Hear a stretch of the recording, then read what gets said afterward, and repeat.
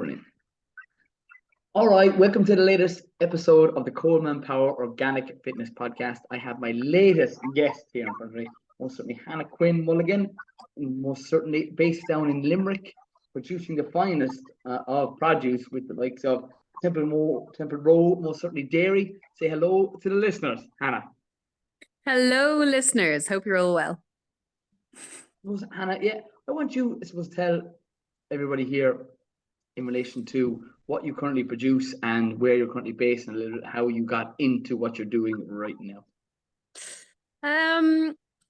So thanks very much for having me, first and foremost. You're a busy, high octane individual. I think everyone will know that who follows you. So just for people to realize, Colman's here looking fresh as a daisy with like a cool orange sunglasses on, like he's Bono in U2. And I've been up since the crack of dawn looking absolutely knackered and wrecked from milking cows and chasing cows and everything else. But sure, we both love what we're doing. I think that's the key. As long as you love what you're doing, you're okay. So we're based in Limerick, in what I think is a beautiful part of the world near Croom, or if people know Adair, we're also quite near Adair. So I grew up obviously here on our home farm in Limerick with my grandmother, and we have a small herd of pedigree Hereford cattle. And she actually always milked one of those Hereford cattle cows when I was growing up, which is a bit weird. You don't usually milk a beef cow, but she kept the calf under her and she'd milk her kind of every second day. So I grew up drinking raw organic milk, essentially. And that was just normal. Like I think as a child, we all have this memory of maybe having Rice Krispies and pouring milk onto them and that snap, crackle, pop kind of sound. And I had that, but with, having been outside with Granny milking the cow back in and fresh milk being poured on your cereal, there's like nothing, you can't beat that. You just can't beat it for the experience as a child and then eating it. I think if you can give your child that, even say growing vegetables or something, that's irreplaceable. So I did what most people did and traveled and worked abroad, but always wanted to come home and farm. So did that a couple of years ago and did realize that beef farming is tough in terms of making an income. And I also work as a journalist too. And always had it in my head that I'd like to maybe milk cows. So I got in touch with a neighbour of mine, Seán Condon, who is Templeroe Dairy. And Seán has quite a big farm. He's 150 acres, twice the size of mine, but was milking quite a small number of cows. So milking 45 cows roughly. And bear in mind, the average herd size in Ireland has gone up to 97 cows. It's increased by about 20%. And that the dairy industry is another conversation we can have maybe later. But the way he was doing it really appealed to me. He was selling some of the milk directly. He was farming organically. He was very low input, no imported animal feed, none of that kind of rubbish. The cows were only milked once a day. It was very low stress on them compared to being milked twice a day. And to cut a longer story short, we got on quite well and decided we'd go into partnership together. So this is the first year we're officially in partnership, and we've gone from selling 300 litres directly to customers, and then the surplus goes to the co-op this is the fourth month now, we sell over 1,000 litres direct to customers, and the rest goes to then the organic co-op. So it's been busy, which is partly why I look so wrecked. Just to slow that down for a second, that's over 3 times what you currently started off with selling. Over 3, in fact. Yeah. So, but I think that's a really good sign. It's hard work in terms of you're not just milking cattle, you're also dealing with customers, dealing with couriers. Like I got a text one morning, I had 300 litres of milk to deliver, and I got a text from our courier to say that the company had gone into liquidation. So it hasn't been without its learning curves, but the customers as a whole, the vote of confidence for organic has been huge. And, customers from we're in Limerick and have customers all the way up in Donegal. People really want organic produce. They really want raw milk. They really want to know the farmers. And I think I love that. I love being part of their story, their weekly story and their weekly shop. Yeah, and that's great. And I want you to suppose expand on the point of what's the difference between raw milk and most certainly the likes of the standard milk you're going to get in your shop. I would most certainly know, but I want you to tell anybody that's listening here to this podcast here today. Well, I guess like first and foremost, like one of the nicest things we hear about the milk is that it's the milk from someone's childhood. You know, so someone who's maybe that bit older, it's the milk from someone's childhood. It's the milk they grew up with. So our milk is unpasteurized and it's unhomogenized. That means that the cream is not taken out, so it's completely full fat. So if you get by one of our glass bottles of milk, after a couple of hours, you'll see this big layer of cream sitting on top. That's all 100% grass fed. There's no artificial feed. There's nothing going into it. That's all natural. And on top of that, it's unpasteurized. So I want to frame this nicely because I really think that pasteurizing milk did a good thing a long time ago when milk wasn't very clean and when hygiene standards weren't as high as they are now. But hygiene standards are so high now, even on the average herd, but on our herd, it's exceptionally high in terms of cleaning cows before the clusters go on, like the machine goes on, cleaning cows afterwards. We spend a couple of €1,000 every year getting the milk tested. And you know, that's all part of the regulations we have to follow. But I would follow those regulations to the T anyway, because I want the milk to be safe. It's the milk that I drink. It's the milk my grandmother drinks. So the milk is not pasteurized, but so it's produced to very specific guidelines. But what this also means is it's called raw because it's not pasteurized. And that means that all the good bacteria is still in it. So pasteurization is great for killing bugs, it's great for killing bacteria. But I think what we're starting to understand now is how important bacteria is for our guts, for example, the link now to having good gut bacteria and also to our mental health. And I think as well, the enzymes as well are still all in the milk. And this is really important for people. And a lot of the feedback that we get is that it's the only type of milk that certain people can drink. So I hear from people that, you know, they would have a child with special needs and it's the only milk that their children can drink without getting sick. I hear from people that, you know, who have been sick for a long time and they have tried all types of antibiotics and it's destroyed their gut bacteria and they have to rebuild their gut bacteria and they come looking for raw milk. That's what they're coming to look for, to rebuild their good gut bacteria. And I hear like a lot of other things as well. And so sometimes I'm kind of like, I don't want to veer into conspiracy theories or anything like that, but overwhelmingly positive is the feedback. And I really feel, and we'll probably talk about this more, but in terms of whole food and in terms of unprocessed food, you know, it's so hard to get that these days, which is really, really unfortunate. And I think that we are what we eat to a certain extent. And I know people have various theories about kind of chemicals and vaccines and all these kind of things, but I really do think that we are what we eat. Because if we visit even say an ancient site, an old castle, like a house that was built in the 1500s, it's small and the doorways are tiny because people were smaller. Whereas, you know, fast forward 500 years, we are much taller, we're much straighter, we're much healthier. And that's because of primarily because of the food. You know, our access to food improved. We got more nutrients into our systems. We grew. But now I think we've forgotten and we've become so out of touch with what real food is. I do this thing where, you know, if you're on the road traveling, because I travel sometimes for my work, and I might be driving 4 hours and at a halfway point, I'll pull into a garage. And, you know, you see all these like glitzy, shiny packages of like crisps and chocolate bars and things like that. And I always say, okay, I will buy myself something nice, but it has to be completely unprocessed. And it's really difficult to find something that doesn't have several ingredients that I can't understand what they are. Like, even if I go to the deli or go to the counter, like I look at their ham or I look at their chicken, I'm like, where has that come from? Where has that been? Is it even Irish? Or like, even if I think, okay, I'll just buy myself an apple, it looks so fake. You know, it's been sprayed and so much stuff. You're just wondering what's been sprayed on that. So yes, it's a very long-winded answer to what is your milk, Hannah. But I think our milk primarily is it's straight from the cow in the purest, most honest sense. Yeah, and you're so right in touching and bringing up all the several different points. With people trying to be healthy on the go, it is difficult because when you stop in a petrol station and you look for something that is Yeah. close to a single ingredient or that's organic or that's even local, it's few and far between. And I've learned that, I suppose, over my own health and fitness journey.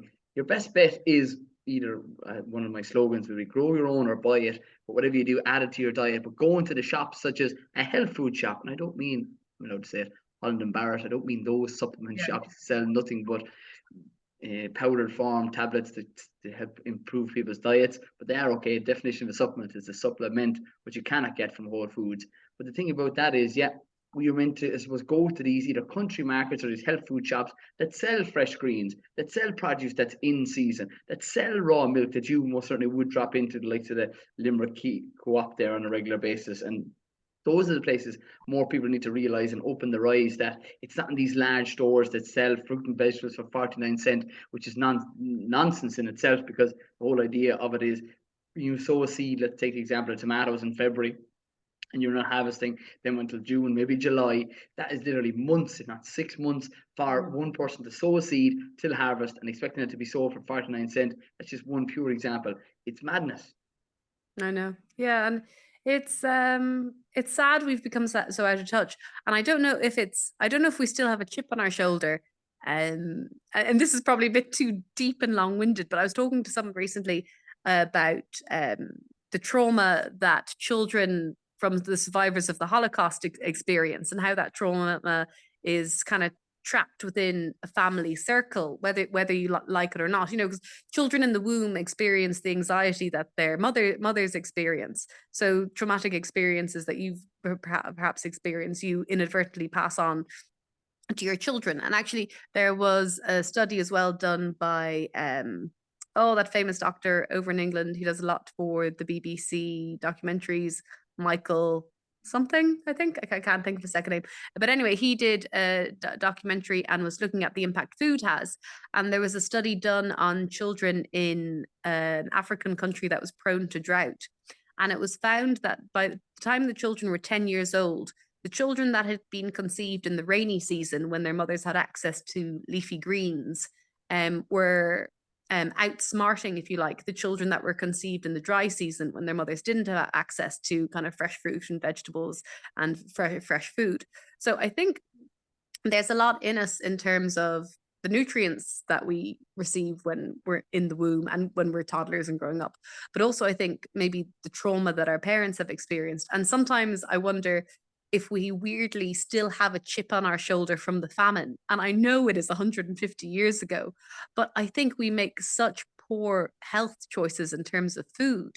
And in Ireland, a lot of what you see in terms of the big carvery dinners and in terms of the garage delis and stuff, it's total quantity over quality. And we don't seem to appreciate quality food. And I do wonder if it's a thing that we don't want to look poor, and we don't want to look like we're not feeding someone. Because if you're welcomed into someone's home, you're nearly force fed.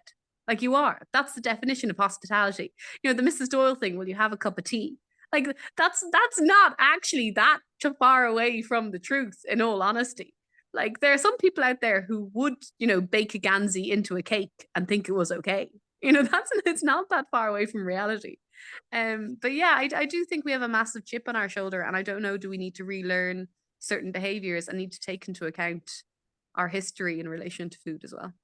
Yeah, and we've already mentioned the likes of maybe foods and whole foods, but food is medicine, and whether you're either trying to, I suppose, conceive, the foods that you're consuming are benefiting you, your child, if you're looking to, I suppose, conceive, as it touched on. There's a lot of people that I would mentor and coach, and most certainly looking to go that way. The point is, you're improving your beneficial gut bacteria. Raw milk is most certainly the likes of a natural probiotic that, as you well know, the likes of organic produce is something that is completely different to the conventional. And I suppose maybe expanding on that point, what is the difference for people to touch on that point of organic milk as opposed to non?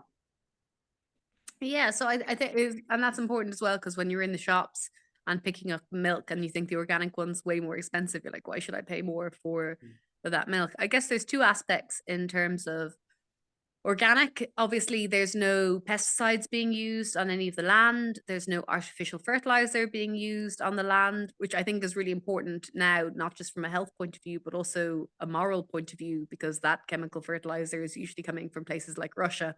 Um, and I wouldn't even want to be associated with it. I actually look at chemical fertilizer now and I kind of shudder um, to think about it. So there's no chemical fertilizer being used. If the cow needs to be treated with antibiotics, it is double the withdrawal period. So, for example, if a cow was given penicillin, usually it might be 10 days before she could be milked, before her milk could be drank. That would be 20 days in an organic system. So well and truly has left her system. Um, and then I think the animal welfare point of view is very important as well. So the cows, when they are being housed at winter time, they either need to have a really comfortable straw bed, or else if they're on cubicles, those cubicles have to be bigger than they would in a conventional setting. So there's that. Those are some of the things. I could go on and on and on, but there are reasons why organic is more expensive and why it should be more expensive, and I think they are good reasons to pay more for milk, and hopefully your listeners do too. Yeah, no, we'd be on the same point. A lot of the listeners of this podcast would go to country markets and do their best and utmost to support local and organic produce on a regular basis. And even on that point, there will be other people that will be on the fence and unsure about the likes of dairy. So what would you say to people that would inevitably say that, oh, dairy is not sustainable or is bad for the environment? Yeah, I think they have legitimate points, but I think farming as a whole has a tough question to answer in terms of the direction that you can say it's been led in, or you can say it's taken itself in. So it's a really difficult question to answer as an industry. I think I can only really answer it as an individual, and I'm not trying to duck the question there. I'm just saying that I have to accept what I can control and what I can't control. So what I can control is that I don't use artificial fertilizer, which when it's released actually releases a gas called nitrous oxide, which has a heating effect, which is 200 times hotter than carbon dioxide. So we don't use chemical fertilizer, and I would never use chemical fertilizer. Um, I can tell you that I don't use pesticides, that we don't use Roundup, anything like that. We can tell you that the cows are treated, I think, as fairly as possible in terms of the fact that they have so much space. Like I said earlier, the average herd size is 97 cows. We only have 45 cows. They get nearly a 100% grass diet. And if they are fed any meal, that meal comes from Tipperary. It's not being imported. It's not imported soy coming from the Amazon rainforest. It's beans being grown in Tipperary. I can tell you that Seán was the Farming for Nature winner last year. And that's because of not just the way he farms, but for the cattle, but also how he farms for the wildlife, in terms of some of his hedgerows are 10 meters wide. We had someone out to calculate the carbon on the farm and the carbon sequestration on the farm. And our carbon footprint is over a third less than your average dairy farm. And that's because of all of the hedgerows, because of our long grazing season, because we try to house the cows for as little as possible. We can house the cows for as little as possible, or shortest time frames possible, because we have so few cows in comparison to the main dairy farmers. So I also have 3 beehives, native Irish beehives, and I'm planning on doubling that this year. I've built 2 farm ponds, or 2 ponds on the farm. I've built an otter halt. I have barn owl boxes. I have kestrel boxes because we have kestrels and I want to encourage them. I have 8 acres that I've set aside just for wildlife. It's natural woodland, and that's where the badgers play when they're babies. And Seán is pretty much the same on his farm. So, like, to try and break it down, like, in a normal context between Seán and myself, and we were told this, like we've been told this by advisors who have gone, oh my God, you put your 2 farms together and you have enough land to milk over 200 cows. but we only milk 45 cows. So I don't know if that answers your question, but I can only I accept that the dairy industry has hard questions to answer and it deserves to be questioned about that.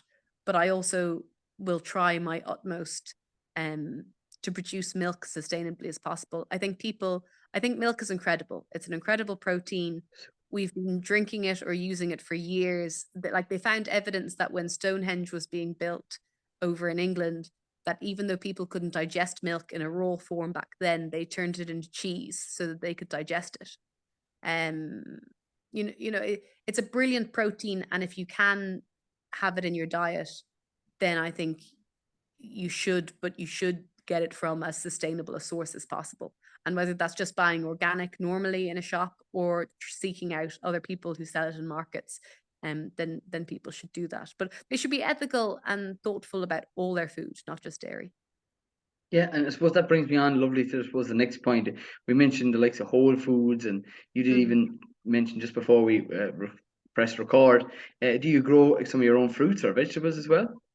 Yeah, so we have a native Irish apple orchard. We have potatoes. We have black currants. We we are swimming in black currants every single year. I just made a load of blackcurrant jam. Actually, I sell it down at the farm gate. We have hens. We had a lot of ducks, but unfortunately, a fox came and ate some. Just sad, because duck eggs have higher fat levels and higher levels of omega-3. They're brilliant. We have geese. We get our geese killed at Christmas time.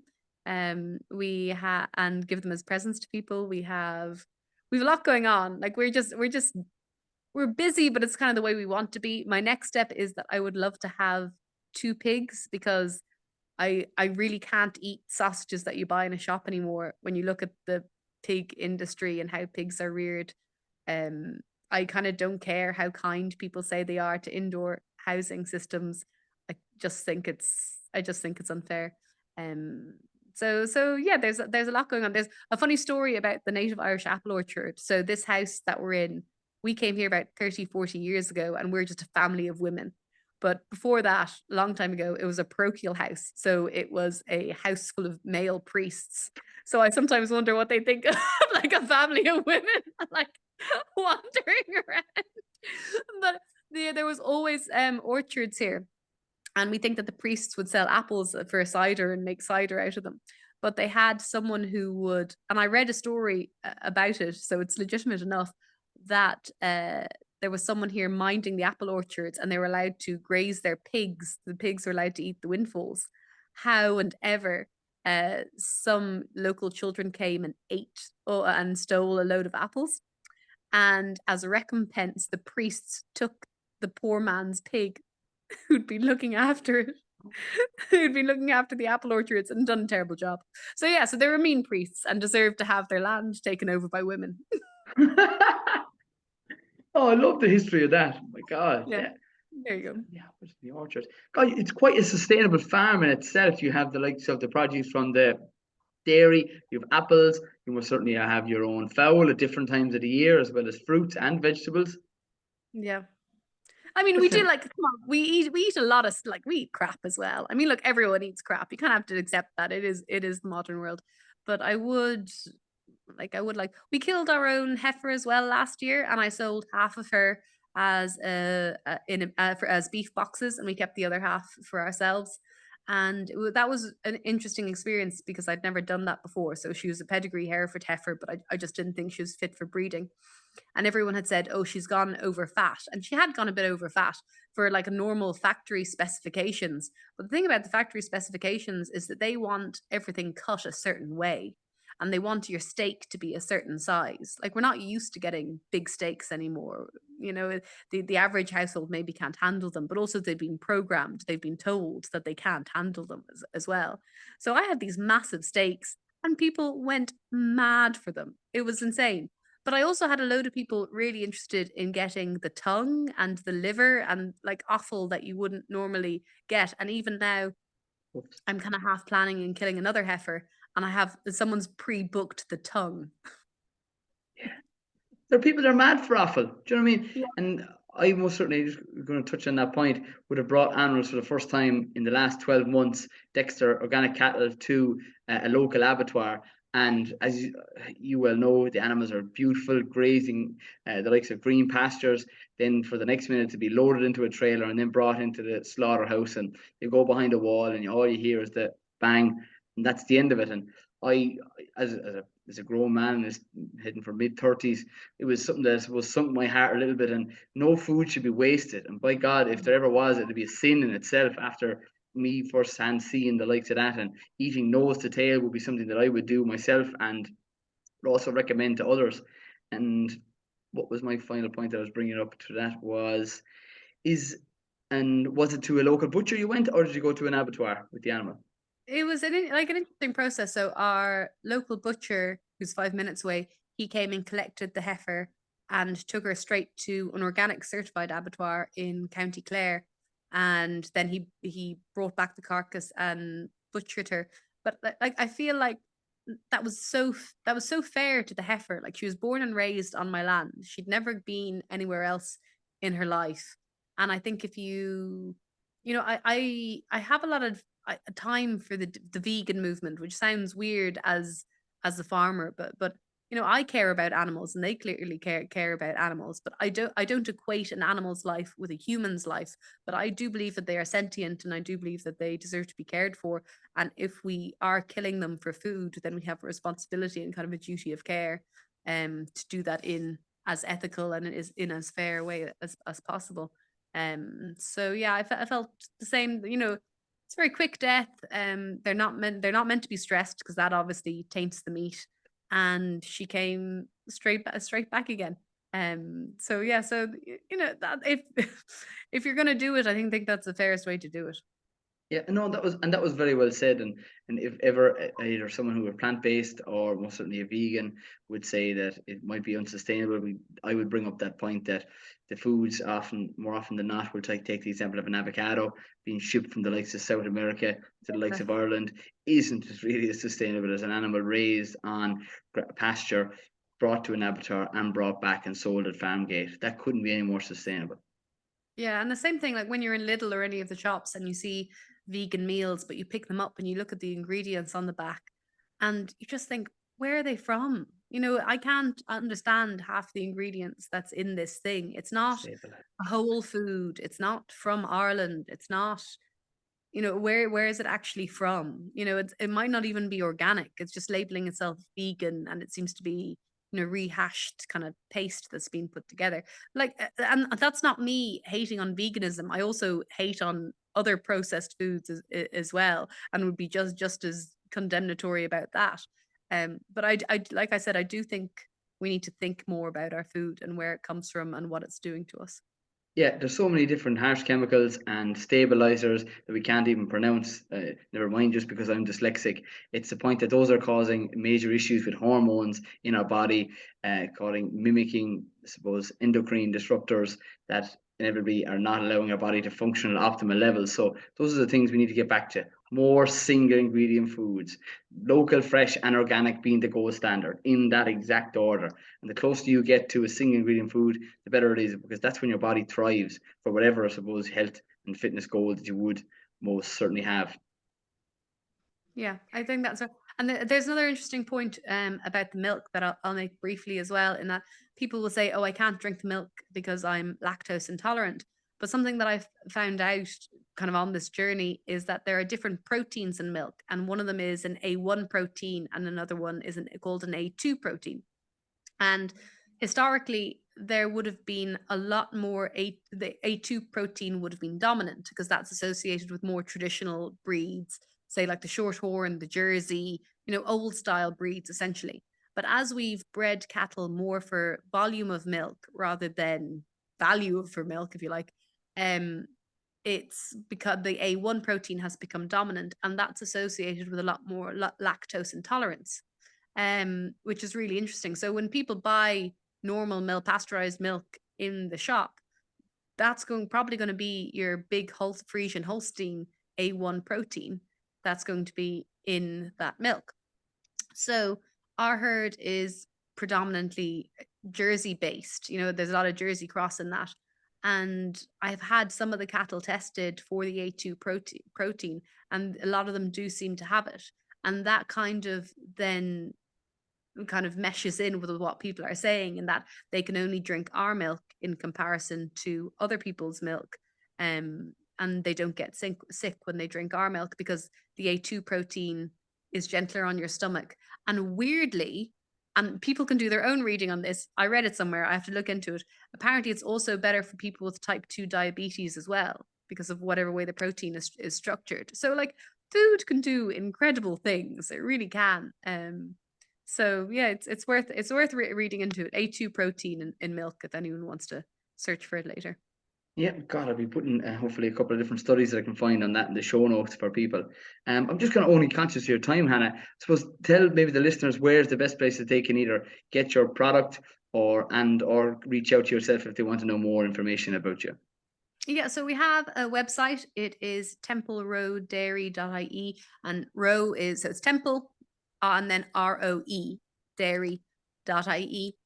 And there's a bit about us on that, and people can order the milk, and they can either collect it from the farm gate. Essentially, if you order it, we'll have it ready the next day for you, or they can order it and have it delivered directly to their door. So we send milk out every Monday, and it usually arrives on Tuesday. So 6 litres or 12 litres, and it will arrive direct to your door.